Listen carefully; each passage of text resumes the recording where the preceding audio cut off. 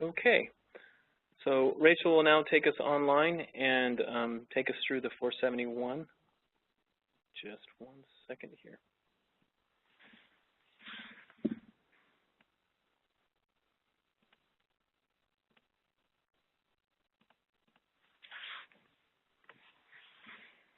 Okay, so let's start off with talking about what exactly is the 471. This is the form that's used after you've gone through your bidding process and you've made some very specific selections. You have selected your service. For example, voice, digital transmission, meaning your high-speed data lines. You've selected a specific dollar amount. You know what the service is going to cost you, whether it be from a quote, a contract, or an existing month-to-month service that you're already receiving. You know specifically where this service is going to be delivered. It could be all of your locations, your school sites, your libraries, or it could be just to maybe 1 or 2. And you also know the specific time frame the service is going to cover. For example, your Category 1 services would cover July 1st, 2015 through June 30th, 2016. And of course, this form would not be an E-rate form if it didn't have certification stating that you followed all of the rules. So the next question is, when do I file the Form 471? Very specifically, after you finish your bidding process. So at a minimum, 28 days after you post your Form 470 or your RFP, whichever one of those comes out later.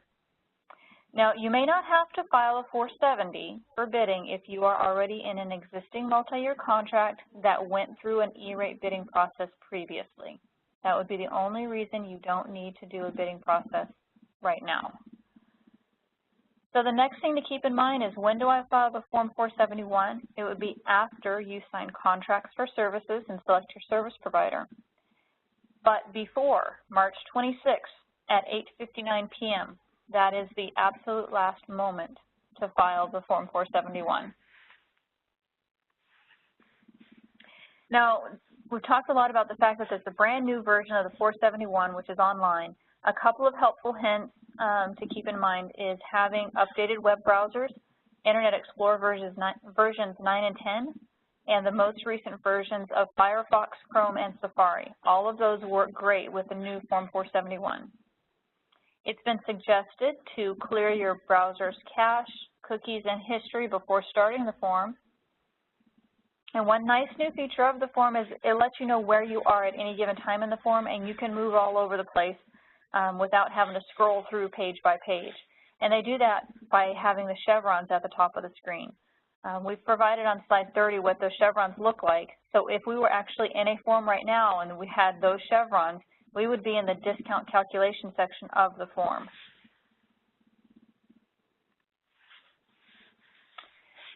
Now, there are templates available for uploading information into the Form 471. Specifically, you have templates for your discount calculations.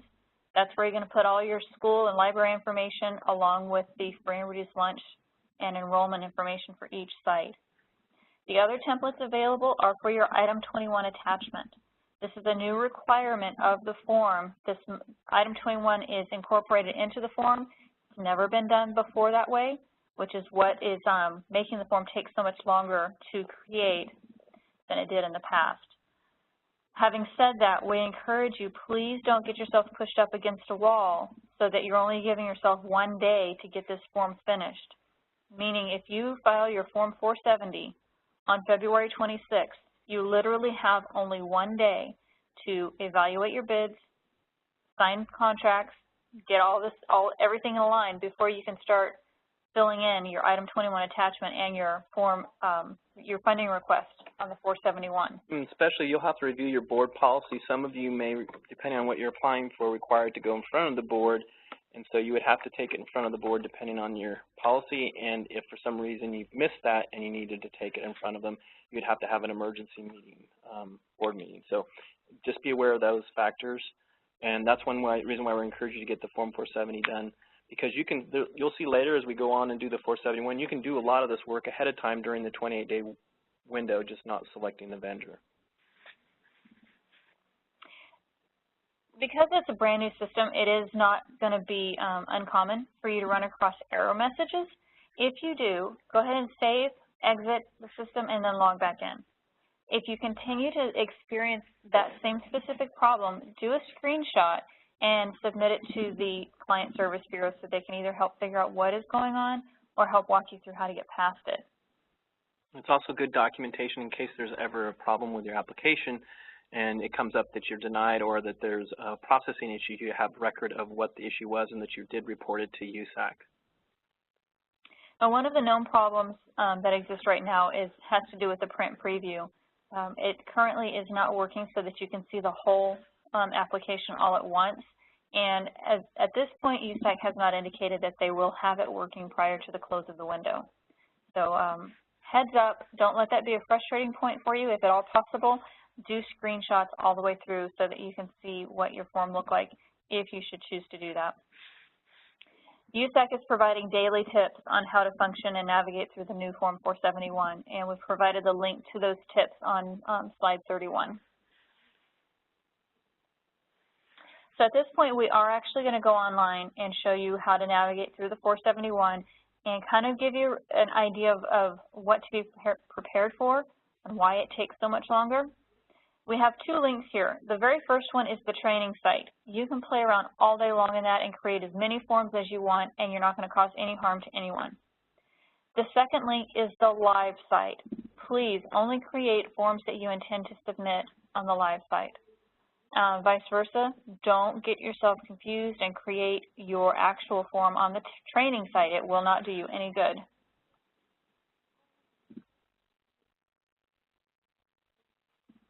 So now we're going to go to USAC's homepage, which is what we have displayed here on the screen right now.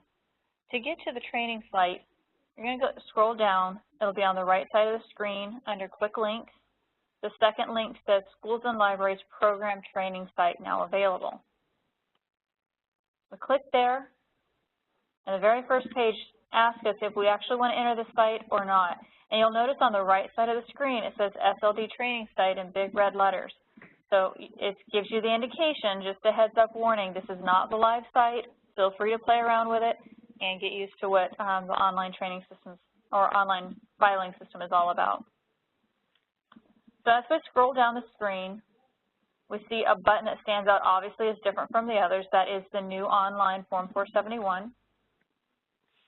We'll click that link and get started. You will note as you're playing around with the test system, it is a little bit slower than the live version. So just a heads up on that, the live version will actually be a little bit quicker.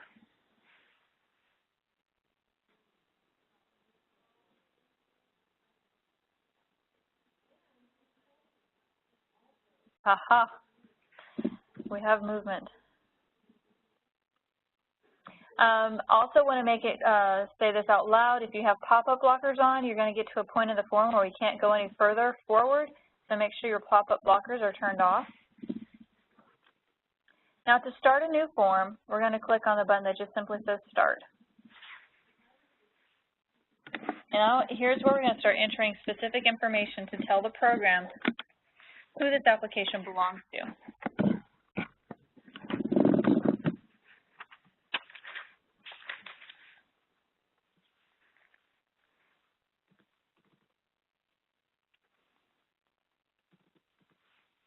So we'll enter our entity number, and this is going to be basically the umbrella agency. Everyone fits underneath this particular agency. So for us, in our example, if we're using Butte County Office of Education.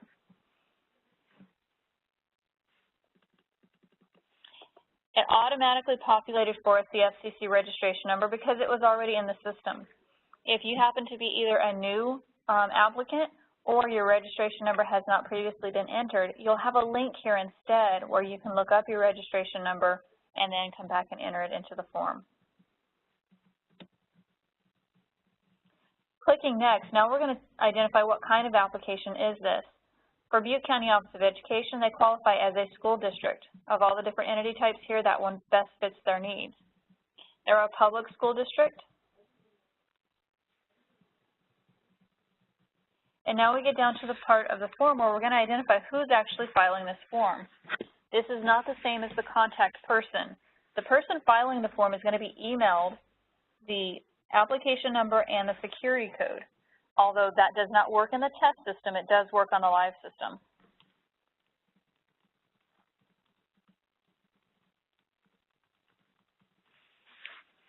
So we enter that person's email address and click Next. Our new page now gives us the application number and the security code. While you're playing around in the test system, go ahead and write that number down so that you can go back in at any time and play around more with the form.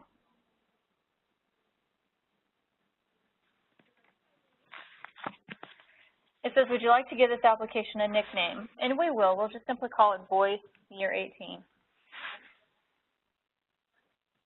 And go on. Now we're being asked for the contact information. Many of you do use a consultant, and at that point you'd say, yes, here is a consultant assisting you. Then if the consultant is filling out the form, they would enter their information here. If you are filling out the form and you are still using a consultant, you would have to have their registration number or consultant ID number in order to move forward from this point. For us, we're going to say no, we're not using a consultant. So in that case, who is the contact person? This contact person would be the one who receives all communications from the SLD regarding your application. So you put the contact person's name and email address.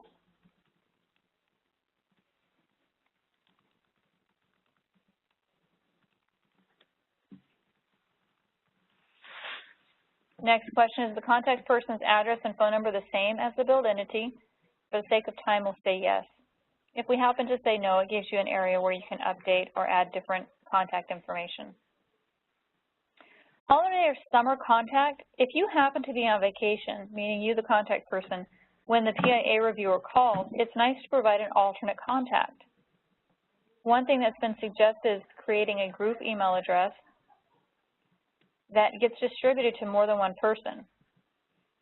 In the event of your absence, you'd have in some protocol that says who's responsible for answering any questions that come from USAC, because you don't really want to slow down your application if you can avoid it. Now, where should USAC send correspondence? Should it go to the billed entity address or the contact address? In our case, both addresses are the same. But it's nice that they've finally given us an option that we can have multiple addresses in our system.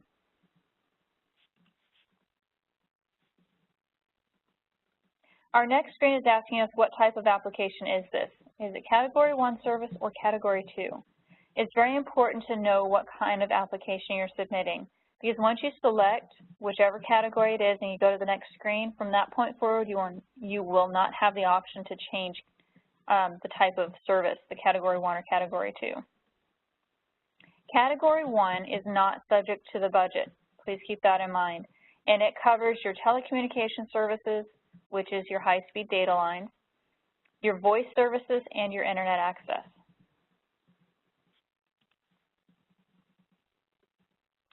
Now we've come to the discount calculation. We see the chevron has changed at the top, discount calculations. This is the first place we get to use one of our templates. So in order to do that, we'll click on the Import/Copy button. And now we're going to upload our template. So we'll click on Upload Entities. From here, it's interesting, it does give you the option to download the template, but those are also available at any time without having to go into the form and get them.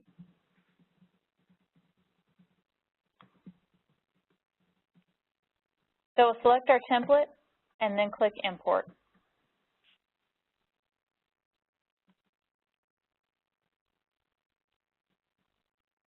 Once this populates, you'll get to see how much information you were actually able to prepare offline and how much time it would save you if you had multiple entities to enter this information for. So now that it's been uploaded, we see that we've got this link down here. It says Butte County Office of Education. So let's click on that so we can see exactly what was uploaded. And here we have it. Here we have our sites. We have all the information that we had available on them and already listed in the template. If we scroll down just a little bit further, we'll notice the discount calculation worksheet. And there are a number of our sites that don't have an enrollment listed there. The reason is because these are actually instructional facilities that had 0 enrollment. The guidance that we've received from USAC is if that is the case, do not enter 0 on the template. You'll have to go in and manually enter 0 after you've uploaded the template. Now granted, this is not a scenario that most places, most entities would come across, but it is a scenario that some would see.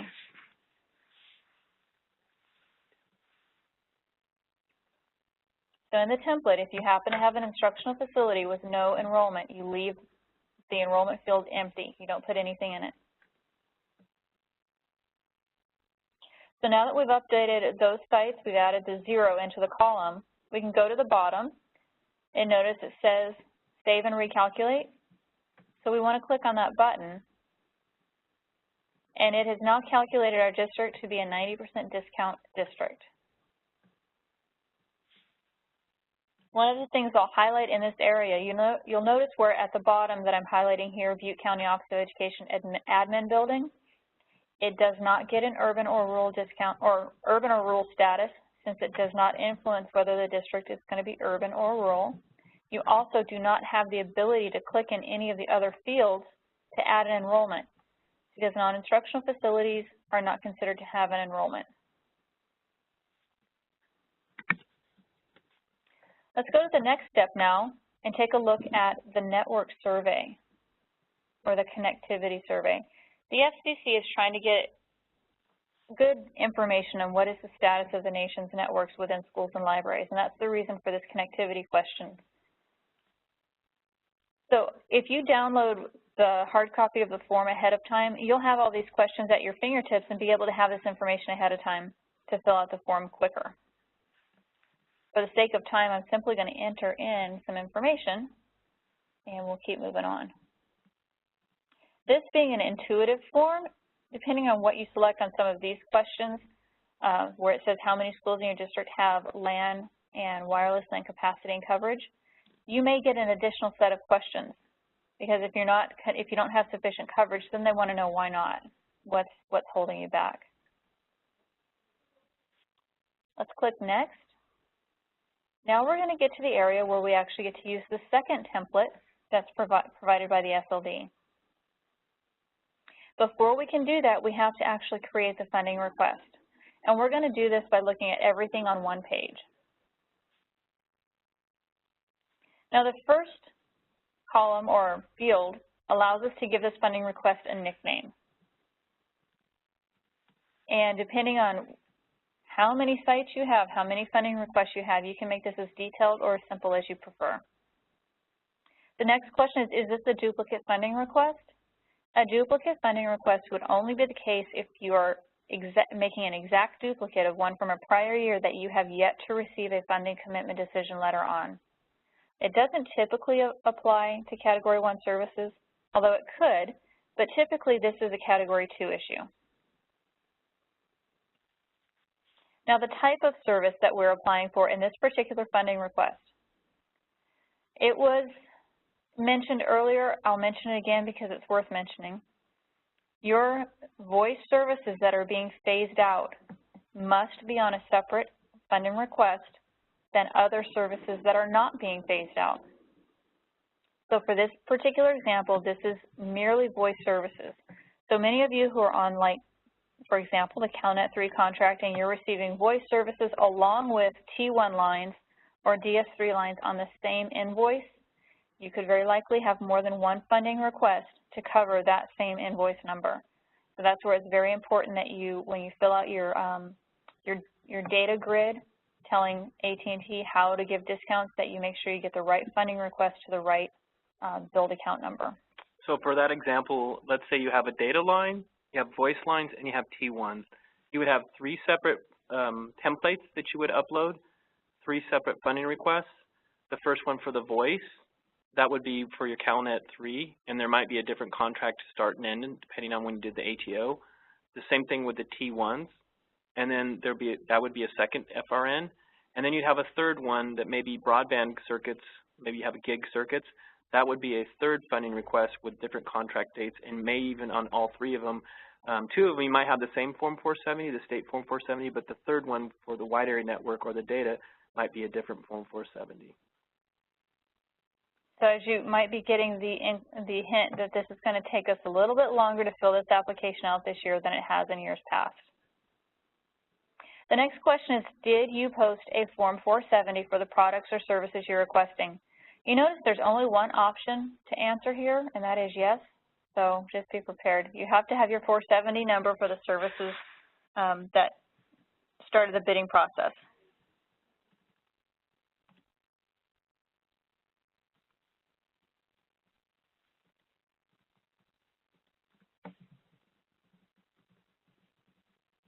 And it is a long number.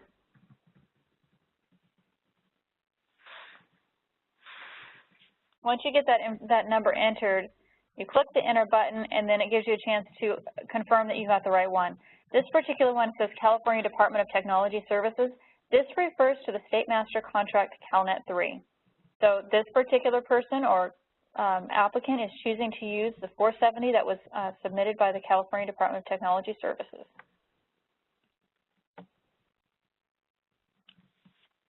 Now, the service provider information. Who is the service provider that we're using for this particular application?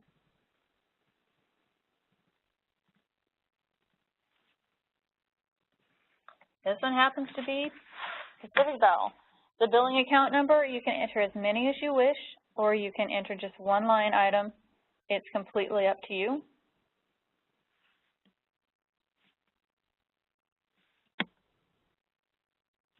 The next question wants to know what sort of service is this, tariffed, month-to-month, or contract? Because this is a CalNet 3, it is under a contract.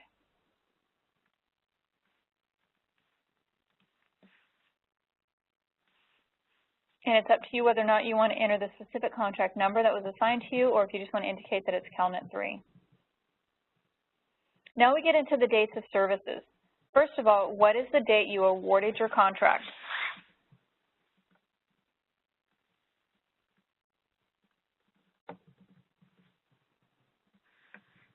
The next is, what is the date your contract expires?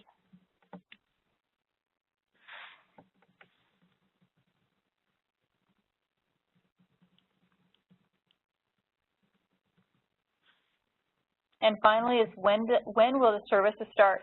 This question is specific to this application. This application is specific to funding year 18 or the 2015-16 funding year. So services could not start any sooner than July 1st, 2015.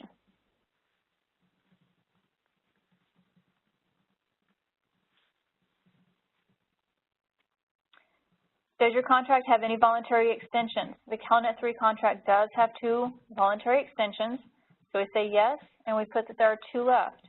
The next question requires a little bit of math. Once you add your 2 extensions to the total contract length, how many months are left on your contract?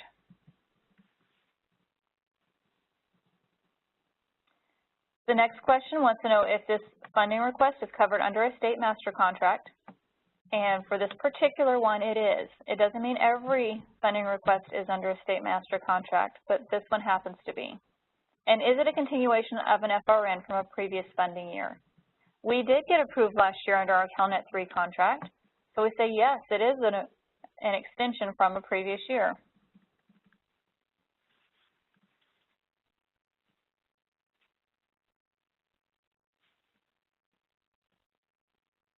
Now the next field is a narrative.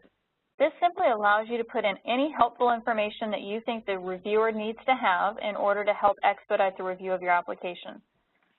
This could also be something that you put in there to remind yourself of any specifics that you need to remember on this application or this particular funding request. We'll leave it blank for the purposes of training and move on to the next question. It has to do with pricing confidentiality. One of the goals of the new E-rate program is to make sure that we can all see what everyone else is paying for these same services. So unless there's some specific statute or rule that states you are not allowed to share your pricing, then at this point you would say that no, there isn't.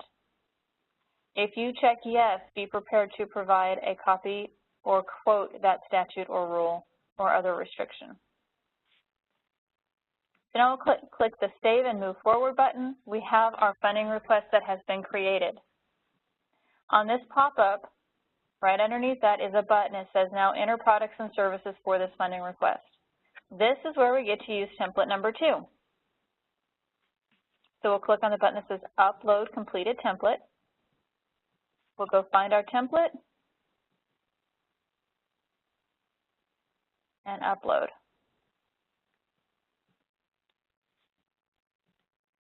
Make sure I grab the right template. Yep, I think that is the correct one. I'll click Upload.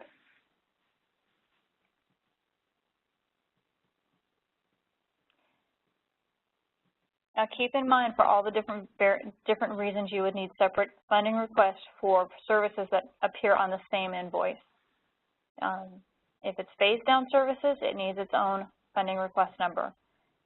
If it's services with different expiration dates, because the CalNet 3 contract has multiple expiration dates, they would each need their own funding request number. So here we have it. We've uploaded our template. We had 2 line items in that template for this voice service. Notice it was for voice service, local phone service only, and it tells us how many lines we had. But underneath, there's another button that says Manage Recipients. At this point, we have to tell the SLD who's receiving the service. So we click on the Manage Recipients button. Now, are you providing the service to all of your sites equally, or is it just to one site or a specific site, maybe a couple of sites? In this particular instance, we're going to say add all because they're all receiving part of this voice-only service. It gives us the chance to confirm that that's the case, and we click Close. So we have the first line item taken care of, and it shows us that all of these entities are receiving the service. Now the second line item has only 19 lines on it. Perhaps this is a different contract or a different location that we had identified. So we are going to actually identify which site is receiving that service by clicking on it. I have to minimize my screen a bit so I can get to the bottom. So we've added our Butte County Special Education Facility. We'll click Close. And now we've identified the sites for the second line item on this funding request. Click Next, and it brings us to the screen where we can either add additional funding requests, which I believe most of you would have more than one funding request, or you can go to the part of the program which allows you to certify and submit the form. For the sake of training, we'll go ahead and show you what the certification page looks like. This page has just so much information that I encourage you to read through it at least once. It reminds you of all the rules that you have agreed to follow. If you read through it now, it's a great reminder because it makes sure that along the way you are following the rules. You have to select the certifications. You can't submit the form without selecting them. One I want to highlight, bring to your attention, is underneath item E. It says check this box if you are receiving any funds in item E directly from a service provider listed on any of the Form 471 filed by this billed entity for this funding year. You don't want to receive funds from a service provider who's giving you discounts on E-rate. You are responsible for paying your non-discounted share. So this is kind of a trick question. Very, very, very limited circumstances would this ever be something that you would want to check. If you feel you're in that position, please reach out to us and help us walk you through this so that you don't find yourself in a very deep E-rate audit because it looks like you're receiving funds from a service provider to pay for your non-discounted share. Once you finish checking all of the certifications on this page, you scroll to the very bottom, and this is where you have the chance to actually certify online or display and print a paper certification once you've submitted your application. So this brings us to the end of the demonstration for our Form 471 online. As you noted, there's a lot more information that's being required of us all this year. So please take the time to get used to those templates if you choose to use them, and prepare as much as you can ahead of time so that you're not caught at the last minute trying to update all this information. We do have a couple of questions online. It says, regarding contract signatures, applicant's signature prior to the Form 471 filing. What about the vendor signature? Is it required prior to the 471 filing? Would prefer to have both, but one vendor doesn't have a quick turnaround time for signature. The best practice is definitely to have both signatures. However, the one the SLD is going to question is going to be the applicant's signature. That indicates the date that you awarded the contract. Please follow through. If you're not able to get that service provider signature before the close of the window, still follow through and get it as soon as possible. Is there a way to print out the form with all of the information that we've input before we submit it to be certified? Currently, there is not. The print preview feature is not working on the form, so that's where we encourage you to do a print screen of each different page that you're on. It is still going to be a challenge because there's so much information that you have to scroll down and get to all of it, but until they get the print preview button working, that's the best option that's available. Okay, well, thank you all very much. We will be featuring a few more training sessions before the close of the E-rate window to help navigate through any of the issues that you may be encountering. So please visit the K-12HSN website. And yeah, and those will focus specifically on 471. We're calling them kind of, we might have a specific topic, but they're kind of just-in-time training. So we'll have a couple more before the 471 window. But again, this is the last one before the Form 470. And thank you very much for your time and participation.